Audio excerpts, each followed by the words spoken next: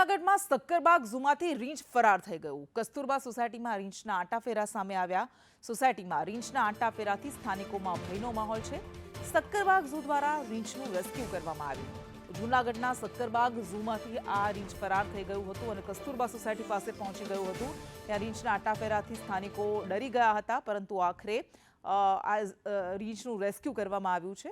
Sakkarbaug zoo દ્વારા રીંછનું rescue કરવામાં આવ્યું।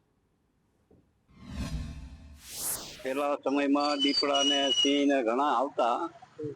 હવે અત્યારે અમારી માંગ એવી છે કે સક્કરબાગ વિસ્તારમાં રહેતા પ્રાણીઓનું સક્કરબાગ વાળાને સાવચેતી રાખી અને જનાવરને આ દિવાલ ઊંચી કરવા વિનંતી છે।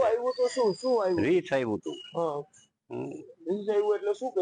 રીંછને અમે બચાવને પછી મંડો દેખારો થવા એટલે બાળકોને અમે દરવાજામાંથી બધાને અંદર બહાર લઈને પછી મીંડા સક્કરબાગ વાળાને જાણ કરી એટલે એ લોકો આવીને પકડી ગયા। અહીંયા થોડાક દિવસ પહેલા અંદાજે અઠવાડિયા પહેલા રીંછ આવેલ હતું।